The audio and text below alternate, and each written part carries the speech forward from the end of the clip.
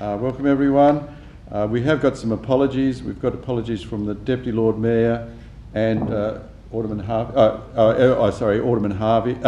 Thomas, and also, I've said the Deputy, yeah, and Councillor Harvey.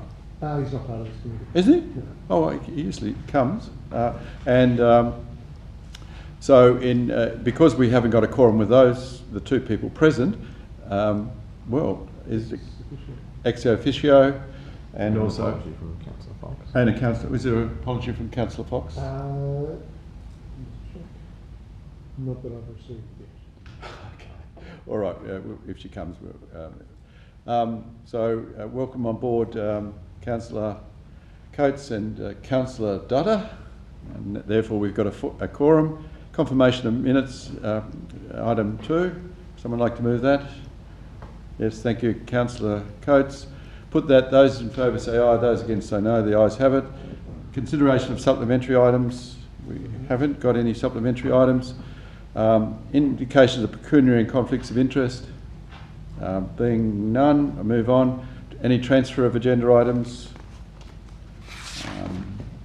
Being no transfer of agenda items, we move on to deputations. Oh, sorry. Oh, sorry, we've got another member. Welcome aboard, Councillor Sherlock. I don't know whether you can hear us. Yep, okay. Thanks for that. I think you and I are the only two members, the actual members. So we should have a motion to receive the deputation. Yeah. If you'd like to do that at all. Deputation's right on 6.2. 6.2, yeah. So could someone move that? Thank you, Councillor Coates. Put that. Those in favour say aye. Those against say no. The ayes have it. So before we consider item 2.2, the deputation can come up here if you like. And the man, Nick. Yep. It seems so remote back there, so just come up here. Yeah. Thanks for coming along, Nick. Yeah. Thank you for the offer, Jeff. No problem.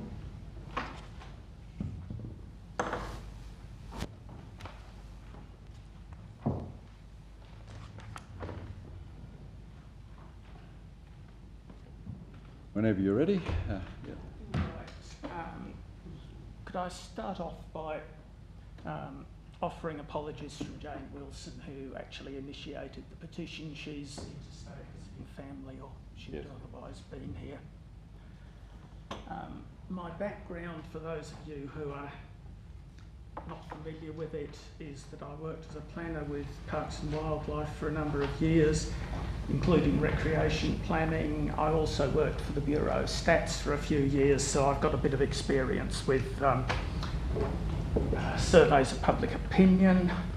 I've previously raised on a couple of occasions concerns about the consultation on the whole Riding the Mountain proposal, which have led to a couple of meetings with council staff, which I should say have only served to make me think that my concerns have got some basis rather than the opposite. Is my PowerPoint presentation going to appear somewhere? Yes, it will.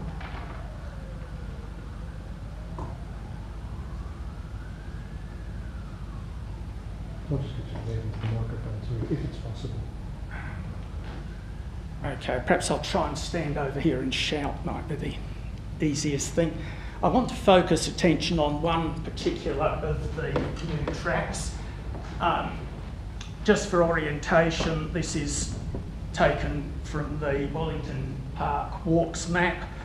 The general area we're talking about is bottom of Pillinger Drive, all the houses around here, Bracken Lane Fire Trail running off here, and this is the road up to Shoebridge Bend in the Springs. That's a good idea, thanks.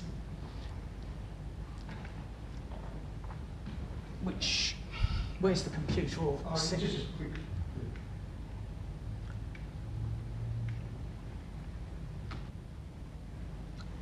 That works. Okay, just zooming in on the same area.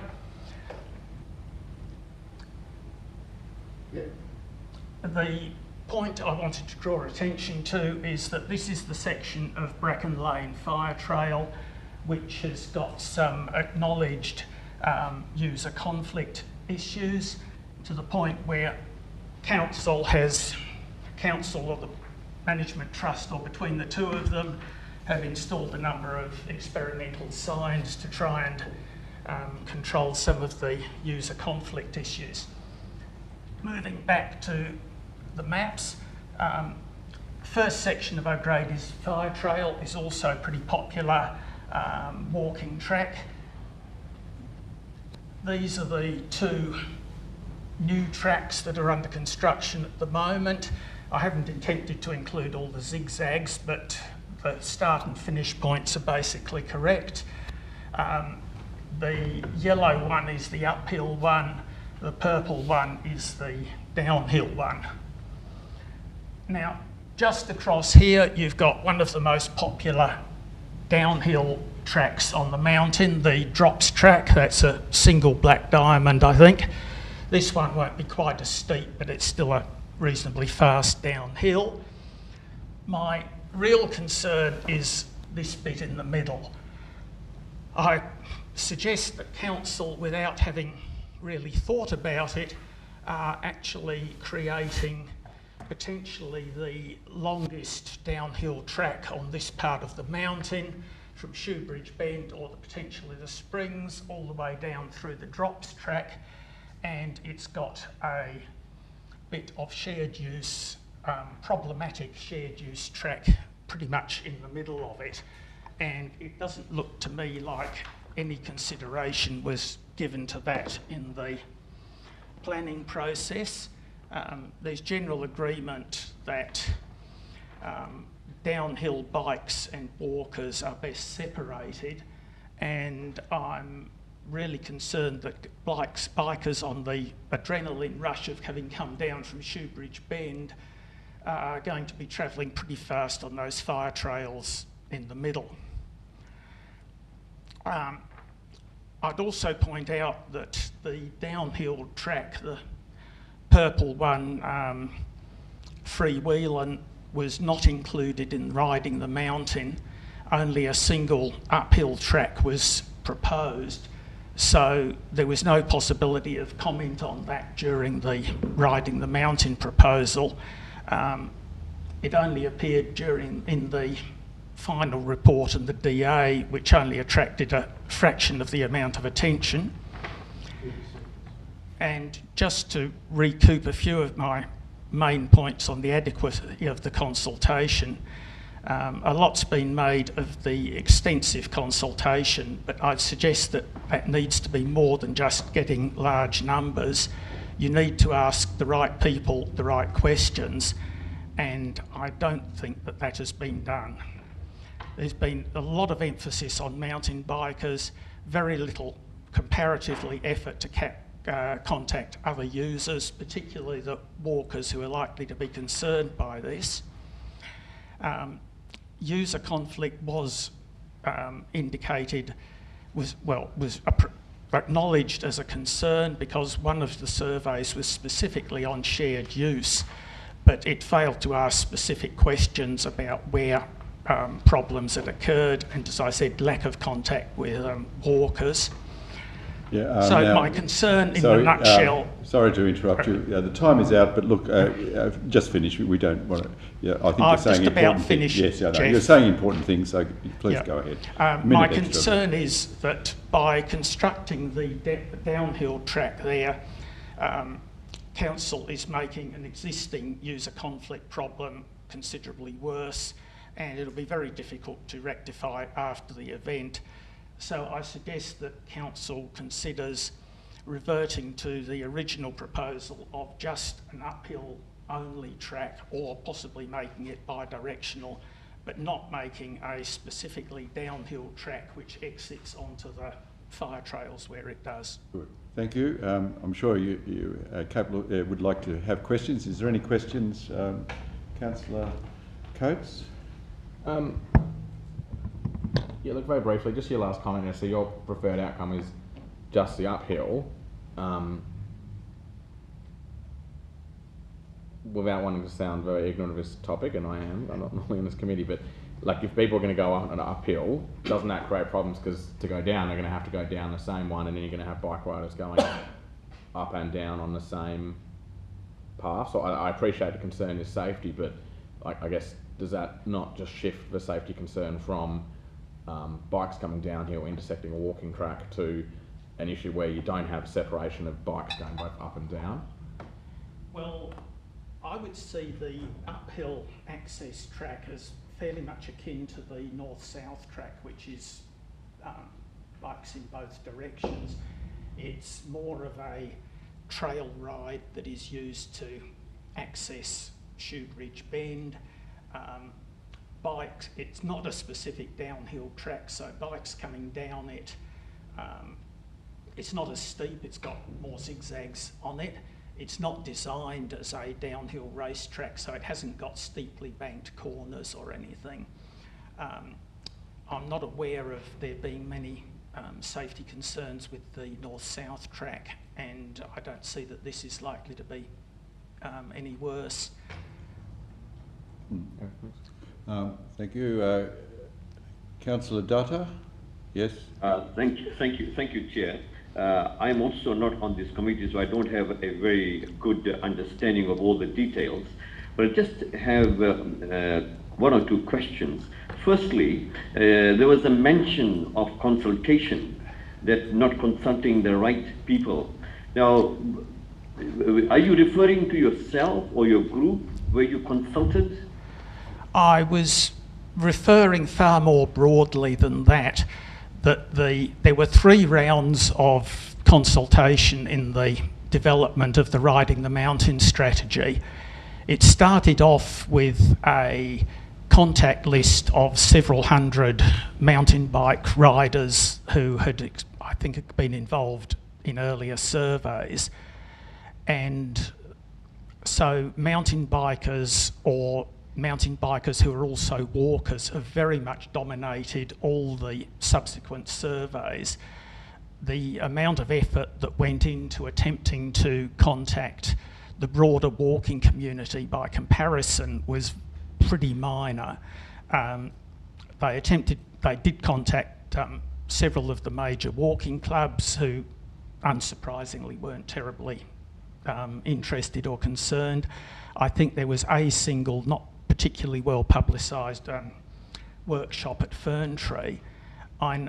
It seems to me that the people who are most disadvantaged by some of the mountain bike activity, not all of it by any means, but some of it, are the people who regularly walk on some of those tracks, some of whom have already been displaced from the mountain because they told me they're frightened of mountain bikes. I would have expected council to actively seek out some of those people. For instance, plastering the walking tracks with signs advertising that the consultation about bike tracks was happening, in order to get a significant representation from the walkers who are potentially negatively affected by the tracks. And that's why I say the whole thing seems to have been very heavily biased towards mountain bikers. Good, thank you. A further question, have you, Councillor Dutta? Yes, I do. Just one other question. You mentioned about conflicts with the users using that particular track. Have there been any accidents or any untoward behaviour that is dangerous? Well, some of the walkers who the planning committee met with a few months ago reiterated a number of pretty frightening incidents with mountain bikers. I had one very near miss myself about 5 years ago, not in this particular area, but it certainly made me aware of the dangers of mountain bikers, particularly coming very rapidly downhill behind you when you're not aware of them. The only actual injury that I'm aware of is a lady who did speak with the planning committee last year, who was so startled by a rider coming up behind her that she fell over and broke several ribs on falling on a rock. She wasn't actually hit by the cyclist, but the cyclist didn't alert her to her presence until they were very close, hence the fright. And my suspicion is that those sort of incidents generally go unreported, and the consultation leading up to riding the mountain is a huge missed opportunity to have actually investigated those, because my meetings with council and Wellington Park staff suggested that there's been no systematic attempt to record or analyse incidents that have occurred. For example, my incident was definitely reported. There was a response to it in the form of putting another couple of chicanes on Radford's track to slow the bikes down, but nobody seemed to have any record of that. Good, thank you. Councillor Sherlock, have you got any questions? No. Thank you, and I appreciate you taking the time here. If you resume your seat in the audience there. Thank you. Now I've probably got, if that's okay with the committee, perhaps would the director like to respond, or the acting director? I'm acting director, and I think I'll pass most of the questions to Mr. Fisher, who's much more of an expert on this topic than I am. So just, there've been so many changes, and I don't know who does what these days. So who's... I'm Neil. You're Neil, but this is a Parks Committee. Now responsible for many parks issues, many if not most. Is that right? In his new capacity as Director of City Life. I wish someone would tell the elected member, at least this elected member, because because I would have... anyway, let's go on. So I asked the acting director, who's now acting in that role, and it's in charge of the parks area. Let's see what your response... could you outline your response to the concerns raised? Perhaps Mr. Fisher can assist the reading. Oh, it's lovely. Good on you. Thank you for that. Through the chair, I remain John Fisher, so... Have you got a title like acting something? You don't need Right, to know that. okay. They'll only confuse you more. Look, I think I've presented to council and to this committee on a number of occasions over these particular issues. And I think section 12 of the report, Community and Stakeholder Engagement, clearly outlines the extensive opportunities provided to people, not only mountain bike riders, but runners and walking clubs in organisations and walkers on the mountain, to provide comment through a number of forums and a number of facilities, including, you'll say, Hobart, to contribute to the development of the Riding the Mountain plan. And the numbers that engaged with that, I think, are testament to the amount of interest and the amount of comments that were made in that process. As I said, we had 3,000 direct emails to people who are listed on our You'll Say Hobart posts, social media posts, which are used now quite extensively by ourselves, walking groups, mountain bike groups and running groups, to communicate with users of the mountain. We placed posters at numerous trackheads on the mountain to inform people of the opportunity. We undertook face-to-face surveys, and importantly, we promoted through individual clubs to their memberships, obviously running clubs, walking clubs and running clubs themselves, to promote that opportunity for comment back on the Riding the Mountain plan. I stand by my previous comments that this is the most extensive range of feedback we've got, but more importantly, the most extensive range of opportunities for people to comment. A couple of comments are made in the presentation to committee which require some clarification. The point about O'Grady's Fire Trail and Bracken Lane Fire Trail being shared use walking tracks is incorrect.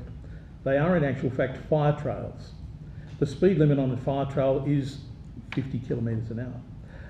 Mountain bikes are one user of that. They are a motor vehicle under the Roads Act, okay, but fire trails, fire trucks, fire management service vehicles will use that, and awareness on those tracks for walkers is paramount. They are a fire trail, not a shared walking track, and they will be used by other, walkers and runners and mountain bikes as well. but their primary purpose and their design at 6 metre pavement width is sufficient to sustain a vehicle travelling at that speed. So it's a critical. The first slide we were shown by the deputation was in fact a That's fire right. trail. It's not a walking track. It's not a shared walking track, and it is in actual fact a road. It is a fire trail designed for the passage of motor vehicles. It's also important to note that the freewheeling track occurred in the final document as a result of the public consultation, where people clearly expressed a concern about bidirectional tracks on the mountain, and a duplication of that was made so that downhill mountain bikes were taken away from interaction with walkers, and so the uphill track there is available, is a shared use track, because mountain bikes going uphill are going to travel slowly, but it is not a shared, specifically downhill mountain bike use of that track was removed and duplicated as a response to the public consultation. It's fair to say that the overwhelming support of users of the mountain is demonstrated in the feedback that we received as part of that process, and the opportunities to separate downhill mountain bike use from walkers has been used as part of the running the mountain plan to explicitly remove that conflict where it may occur. Thank you. Just with indulgence of the committee, I'll just ask first a little bit more. I accept that good consultation has been done. It's not like the university consultation. It is a good consultation. But the issues have been expressed quite well. Is there any additional things we could do? I mean, I'm sort of convinced by all those tracks. I think they all congregate at Shoebridge or around that area. Is there any way we can improve? I mean, the point being made that it's quite a long track. It could be a long track now that people. Is there anything we could additionally do to help those concerns? Yeah.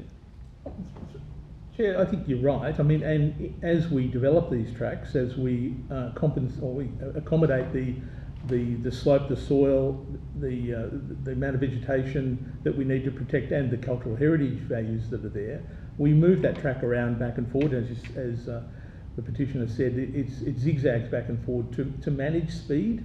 And importantly, I think at the track head you're referring to, we're doing work there to try and ensure that people understand that there are particular uses for a track and allowed uses, and both in a signposting way and in terms of speed and traffic management, putting some logs or whatever it might be to slow people down. That's part of the track build process, and that is really taken account in the development application and the planning permit approval and the design of the track as we go through Wellington Park. So each track undergoes its individual assessment for the issues you refer to, and we accommodate those explicitly in the development and design of the track itself. Thank you. And now I think Councillor Coates had a question.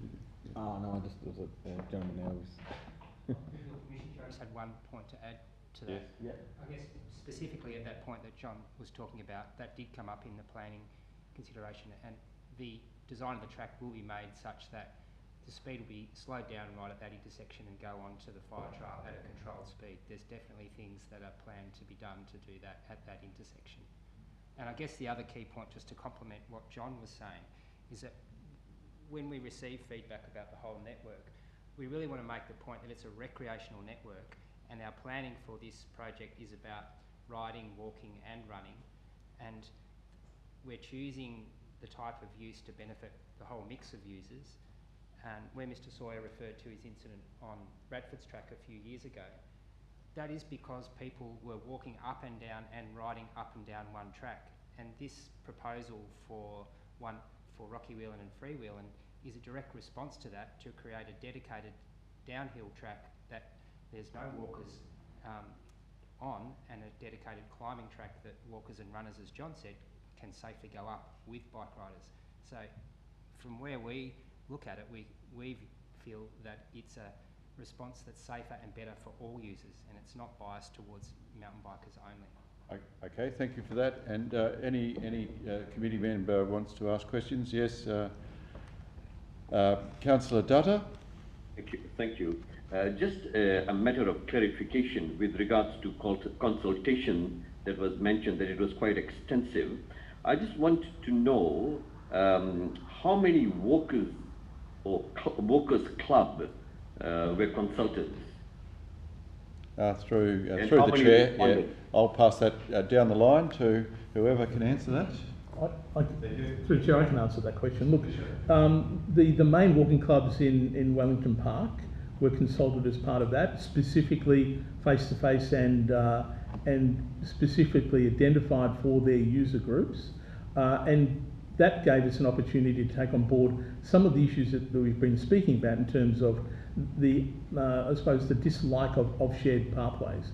And we took on board those points, resulting in the splitting in the two parts that we're currently talking about. So those two, the two main walking clubs, as well as probably some groups we hadn't really considered as being significant, but the mountain runners groups as well, which came to us saying that they were particularly interested in mountain bike tracks because they favoured them more than they did walking tracks because of grade and opportunity and difficulty, etc. So in terms of that, we were specifically consulted with walking clubs and bushwalking clubs. Good, thank you. Any further questions, Councillor Dutta? Yeah, thank you, Chair. Somehow or the other, I'm not able to hear very clearly. I'm just still did not hear as to how many walkers. Do you have that information or not? That was expressed. How many walking groups? The major. Mr. Fisher gave the answer that it was the major walking groups. I presume it's Hobart Walking Club and the other. That was the Pandani Walking Club, the Hobart Walking Club, and the Hobart Trail Runners group as well. So there were three, and presumably individual walkers could make submissions as well. Yep. Now, I think probably for the help of the new members of this, or temporary members of this committee, this issue has been dealt with at least 4 times, and each time we have to justify the consultation that we've been have done. I think it's probably at the stage now, because it's got planning approval, it's going through the detailed design now, isn't it? Yeah.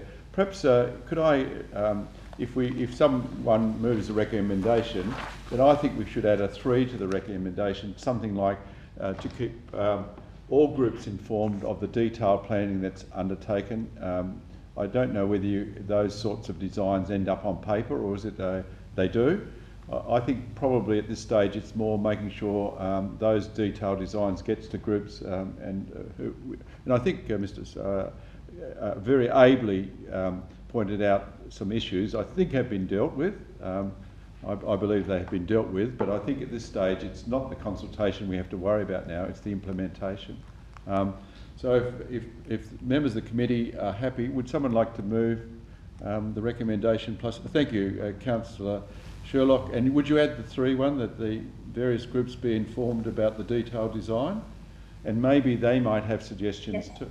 May have suggestions that might be included, but I suspect our great designers up there on the mountain will do a really good job. And do they have to get a building permit as well? The development application for these has been through council and has been approved. The next step, they don't have to get. They don't need it. They don't, right? Okay. And would Wellington Park Trust have anything to do with it now?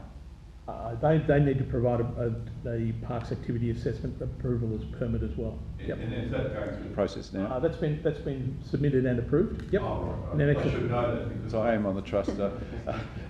Right. Okay. So it's been moved with an extra 3. John, all the information's on the web too. We already were asked to post it. Yeah. All the information's on a page called Riding the Mountain on the website, with all the reports, all the plans, all the studies. Well, that sounds a great idea too. Perhaps the additional thing could be to alert all groups about that particular page or pages. Okay, I put that. Oh, we haven't got a move. I thought we did have a move. Yes, Councillor Sherlock. So I put that. Those in favour say aye. Aye. Those against say no. The ayes have it unanimously. Thank you very much. It's so nicer, even if it's a hybrid meeting today, it's so nicer to be around people. So we move. Thank you very much. People have made deputations. So we move back now to the agenda order.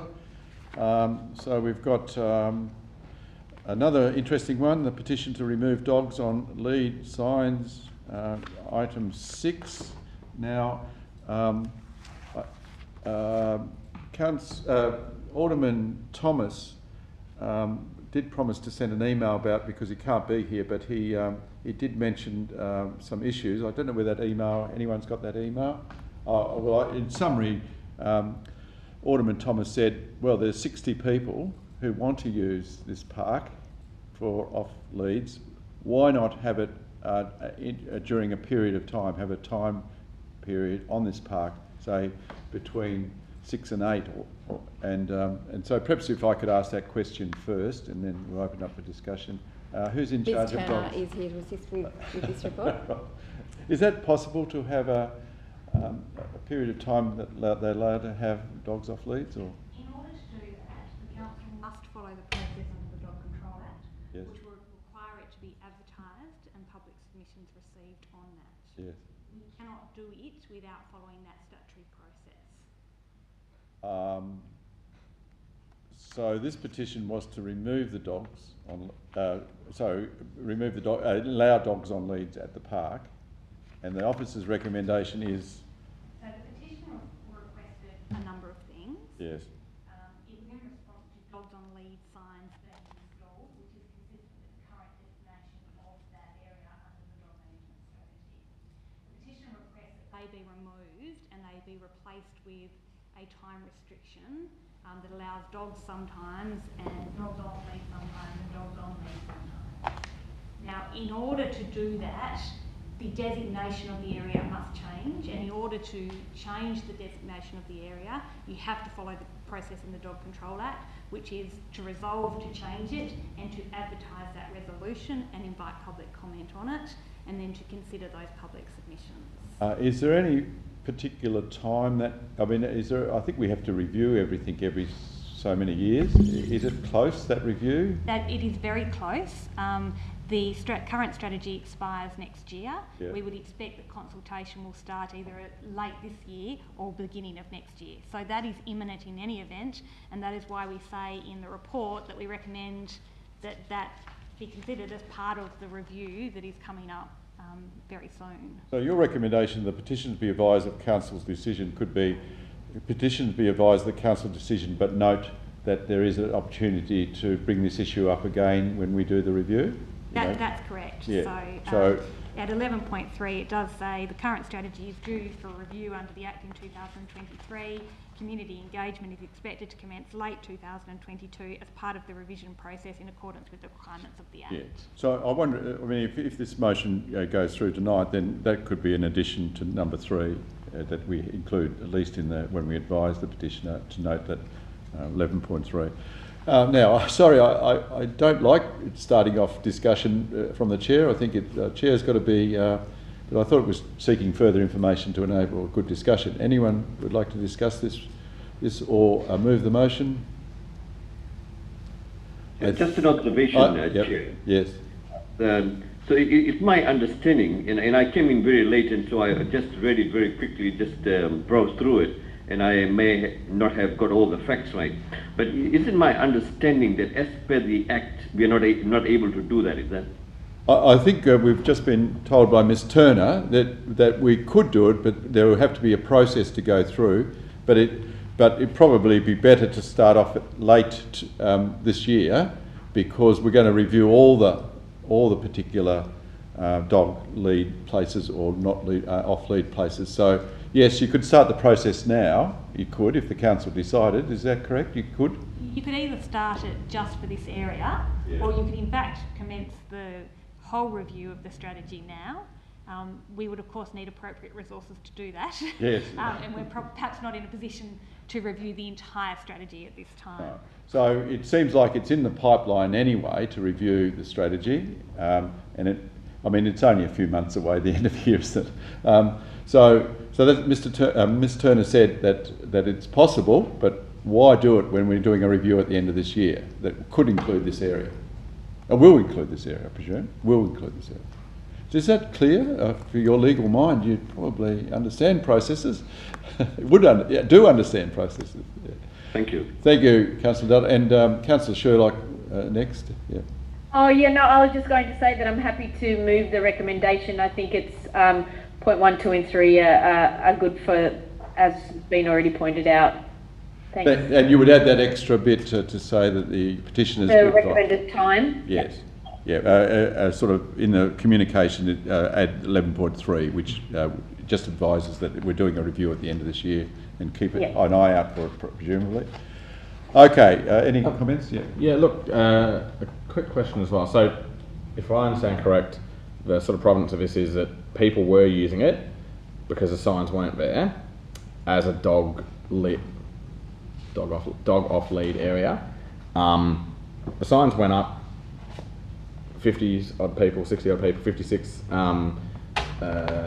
obviously found that a huge inconvenience because they were using it, and they've then done the petition. I guess the obvious question was, did we have many incidents before the signs went up of bad behaviour? Did we have any complaints made to council, or was it a I guess what I'm trying to say is that inadvertently, by not installing them in the first place, we created an off-lead area. I guess I'm trying to get a sense of, did that create a lot of problems? Look, we certainly didn't create an off-lead area. The signs should be yeah, I realise that. Made available for the public, and so that's clearly something that we will address going forward with new areas. Yes, we did have a couple of complaints which led us to audit that site to determine if signs were in place. And certainly a couple of the complaints were about unrestrained dogs scaring young children, because it is a shared use space and it is used for young children on bikes and with balls, and it's immediately adjacent to a playground. So the reason that prompted us to go have a look at it was because we had received, we have record of at least 2 complaints being received in that area. Okay. And this might be too difficult because it's asking for an immediate view, but for argument's sake, there's 56 odd people who are really keen to be able to use this as a dog off-lead area, and we say to them, well look, we're going to be doing a full review anyway at the end of the year. If it's quite likely that this will get, or part of a time, maybe between 6 and 8 PM is likely to be included. I mean, I guess we've got 56 members of the community who would like to do it now and have been doing it, and I mean, end of the year, November, December, you know, like, I guess it seems to me to be the best part of 9 months, where we could almost come up with a better solution relatively immediately. I'm not suggesting we bring forward the whole review, but if we were to bring forward just this little section, is that still just as resource intensive, and when you do it, you're better off doing it all at once because it's a nightmare? It's not quite a nightmare. It's still resource intensive. It requires ads in the paper. We have to consult with the community at large. We can't just confine it to that community group. So we would have to put the ad in the paper. We would have to invite submissions from all interested parties. We would obviously need the resourcing to review those submissions and report back to council. Clearly, it is not going to be as resource intensive as the whole review because it's not about every issue or every park or every public space that council manages. So it's certainly open to the council to do that, but it would be reviewed again in no, when we do the review. Certainly from a council officer perspective, as we say at 4.13, we don't believe it's an appropriate off-lead area in any event, given its location, its size, its proximity to residential premises, its proximity to the playground. Okay, cool. It's at the end of the cul-de-sac where there's no parking. So there's a whole range of reasons why officers recommend that it not be off-lead in any event, whether or not that be timed or not. We simply say that it's not an appropriate shared space for dogs off-lead and the other users. Thank you for that, and we did get a little bit of review, which is, it may well be not considered appropriate in any case in 9 months' time, which is good. The only other thing, I guess, is in the officer's opinion, do you believe there's a bit of a public education being a new residential area where residents, say, just aren't aware of John Turnbull Park, or they're just not, you know, they went there because it was close by, but they weren't, Do you think there's an education piece here, or hard to say? Look, certainly, I don't know if you saw the response from the petitioner, who did respond to the report. She indicated that they weren't willing to use John Turnbull Park for a number of perceived reasons with that area.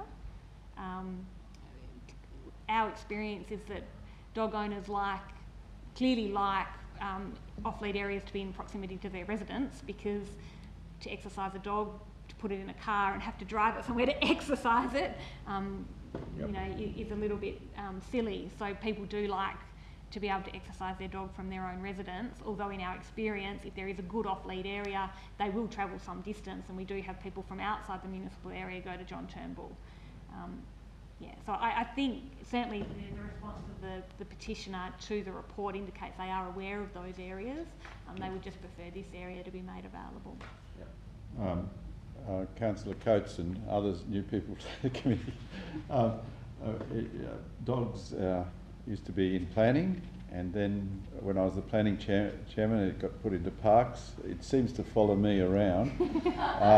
But dogs, as we know, are the most important social animal, and all research says owning a dog and exercising a dog is good for the community.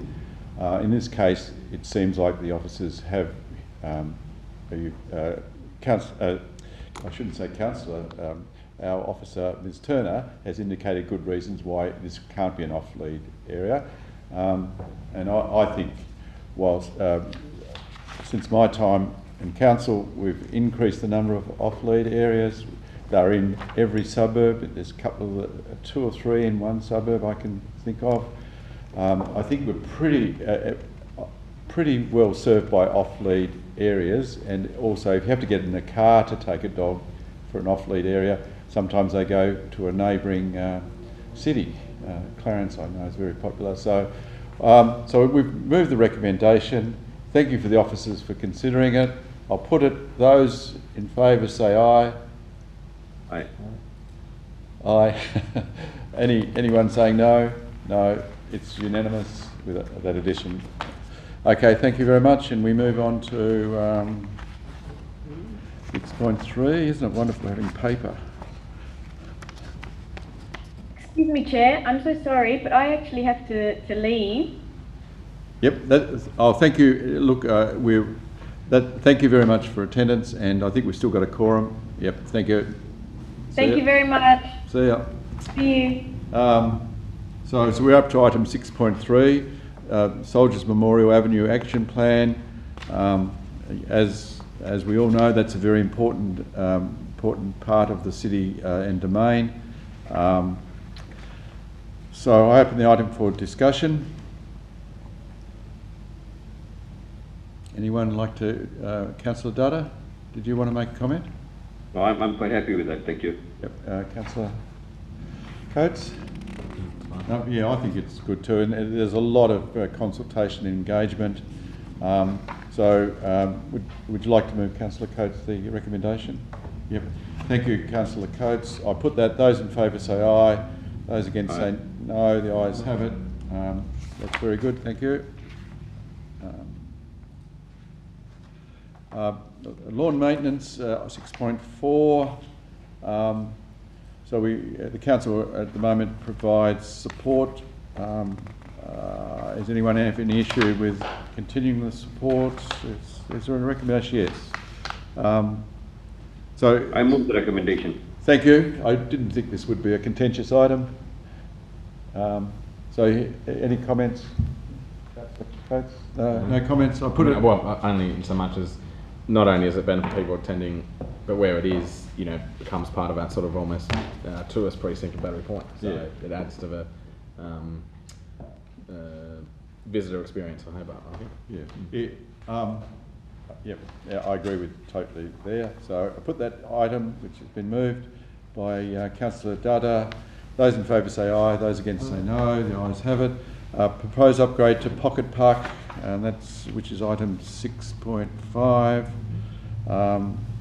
So it's the Wilson Street Pocket Park, and funding will be considered in the next round, or this current round of budget determination. So it really is, we just put it up to be considered. Any comments, or anyone like to move the motion?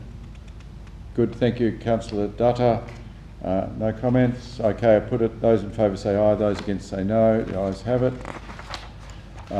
Committee action, stays report 7.1. Could someone move that?